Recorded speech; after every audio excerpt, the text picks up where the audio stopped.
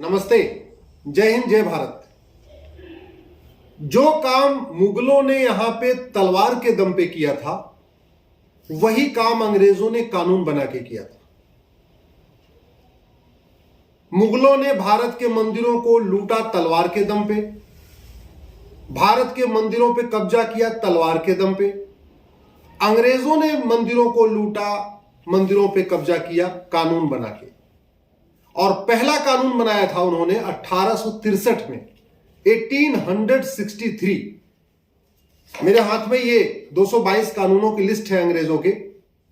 उसमें जो मंदिरों को कंट्रोल करने के लिए, मंदिरों को लूटने के लिए, मठ मंदिरों को चढ़ावा लेने के लिए जो उन्होंने कानून बनाया था, वो 1863 में, 1863 में बनाया था। और उसका नाम है रिलीजियस एंडाउमेंट एक्ट। हम आजादी की 75वीं वर्षगांठ बना रहे हैं। 26 जनवरी 1950 को संविधान लागू हुआ।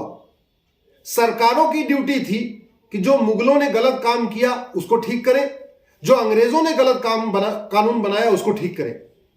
लेकिन हमारी सरकारों ने अंग्रेजों के बनाए गए घटिया कानूनों को ठीक करने की बजाय और कानून बना दिए।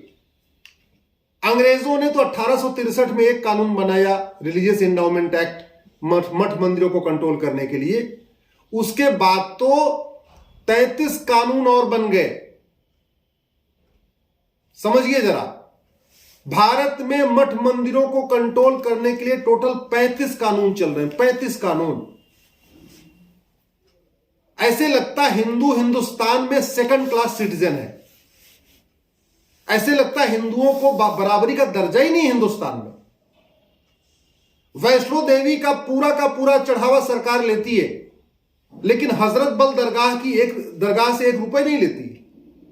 मुंबई में सिद्धि विनायक का पूरा चढ़ावा सरकार ले लेती है। बगल में हाजी अली की दरगाह है, वहां से 1 रुपए नहीं लेती है। राजस्थान में पुष्कर जी के मंदिर पर जो चढ़ावा आता है, पूरा सरकार ले लेती है। अजमेर शरीफ की दरगाह से 1 रुपए नहीं लेती। इसी तरीके से आपका दिल्ली में कालका जी मंदिर पे जो चढ़ावा आ रहा है वो सरकार ले रही है। जामा मस्जिद में जो कुछ आता है उसको सरकार नहीं लेती। पद्मनाभ स्वामी का जो चढ़ावा आता है सरकार लेती है। बगल में वहीं चर्च है, मस्जिद है, सरकार 1 रुपए नहीं लेती। भारत में इस समय 4 लाख मठ मंदिर सरकार के कंट्रोल में है। 4 लाख। एक भी मजार सरकार के कंट्रोल में नहीं, एक भी दरगाह सरकार के कंट्रोल में नहीं, एक भी मस्जिद सरकार के कंट्रोल में नहीं, एक भी चर्च सरकार के कंट्रोल में नहीं। लेकिन मठ मंदिर 4 लाख सरकार के कंट्रोल में है। मठ मंदिरों से सरकार 1 लाख करोड़ रुपए ले रही है, लेकिन मजार, दरगाह, मस्जिद, चर्च से 1 रुपए नहीं ले रही। क्यों? क्या हिंदुस्तान यहां पे सेकंड क्लास सिटीजन है क्या?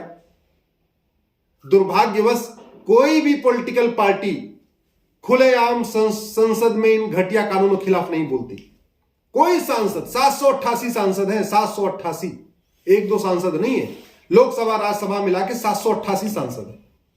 लेकिन कभी ये मठ मंदिरों को फ्री करने के लिए, जो चढ़ावा आ रहा है उसको फ्री करने की बात नहीं करते। आप जरा सोचिए, अगर ये 4 लाख मठ मंदिर सरकार के कंट्रोल से फ्री हो जाए तो वहां जो मंदिर का चढ़ावा आ रहा है, उसी चढ़ावे से 4 लाख नए गुरुकुल बन जाएंगे। अगर ये सरकार जो चढ़ावा आता है लेना बंद कर दे तो 4 लाख मठ मंदिरों के पास में 4 लाख नई गौशाला बन जाएगी, 4 लाख नई व्यायामशाला बन सकती है, 4 लाख नए आयुर्वेदशाला बन सकती है, 4 लाख नए बारात घर बन सकते हैं। गरीबों का वहां पे मुफ्त में उनका शादी विवाह हो सकता है। 4 लाख वैद्य मंदिरों के पास, अगर हर मंदिर के पास एक वैद्य बैठे तो 4 लाख नए वैद्य वहां बैठ सकते हैं। मठ मंदिर हमारे संस्कृति के केंद्र थे, कल्चरल सेंटर थे मठ मंदिर।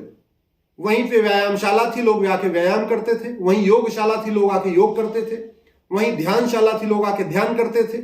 वहीं बाराशाला थी, लोग आके विवाह करते थे। वहीं पे गुरुकुल था जहां बच्चे पढ़ते थे।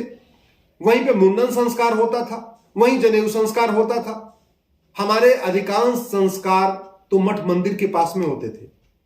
लेकिन अंग्रेजों ने मठ मंदिरों को कंट्रोल करने के लिए कानून बनाया और हमारी सरकारों ने उसको कंटिन्यू नहीं किया, बल्कि उसमें और कानून बनाए हैं। और ये क्यों चल रहे हैं? क्योंकि इस हिंदुस्तान के हिंदू न तो सड़क पर उतरते हैं, न सोशल मीडिया में ऐसी बातों को लिखते हैं। कुछ समस्या जीवी है, अपने आप को आजकल हिंदू हृदय सम्राट बने हुए हैं। वो सुबह से लेकर शाम तक तू मैं करते रहते हैं, समस्या बताते रहते हैं, प्रॉब्लम बताते रहते हैं। वो केवल पॉलिटिकल पार्टियों की भाषा बोलते हैं, क्योंकि उनको फंडिंग होती है केवल समस्या बताने के लिए। वो समस्या बताएंगे, समाधान नहीं बताएंगे।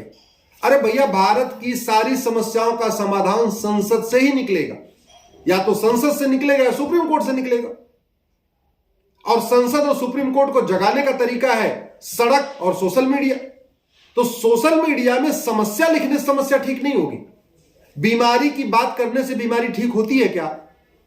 जिस तरीके से बीमारी की चर्चा करने से बीमारी ठीक नहीं होती, बल्कि दवा देना पड़ता है, वैसे समस्या की चर्चा करने से समस्या ठीक नहीं होती है। समस्या के मूल कारण को देखना पड़ता है और अस्थायी समाधान करना पड़ता है।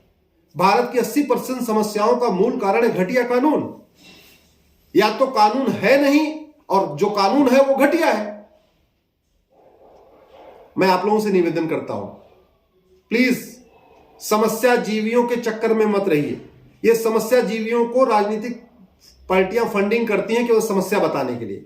वो सुबह से लेकर शाम तक आपको समस्या बताते रहते हैं, क्योंकि किसी काम के लिए उनको फंडिंग हो रही है। आप लोग कम से कम राष्ट्रहित में सोशल मीडिया का उपयोग करिए। फेसबुक पे अधिक से अधिक फ्रेंड बनाइए। 5000 फ्रेंड की वहां पे लिमिट है, कम से कम 5000 बना लीजिए। व्हाट्सएप पे 2 3 4 ग्रुप बना लीजिए और समस्याओं के मूल कारण और अस्थायी समाधान को लिखिए। जब कोई समस्या जीवी ट्विटर पे कोई समस्या बताए तो उसको रिप्लाई करिए कि भाई इसका मूल कारण अस्थायी समाधान लिखो। जब कोई समस्या जीवी फेसबुक पे कोई समस्या बताए उसको लिखो कि भाई इसका समस्या तो बता रहे हो, इसका मूल कारण अस्थायी समाधान भी बताओ। यदि आपको मेरी बात ठीक लगी हो तो प्लीज मठ मंदिरों को मुक्त कराने के लिए आवाज उठाइए।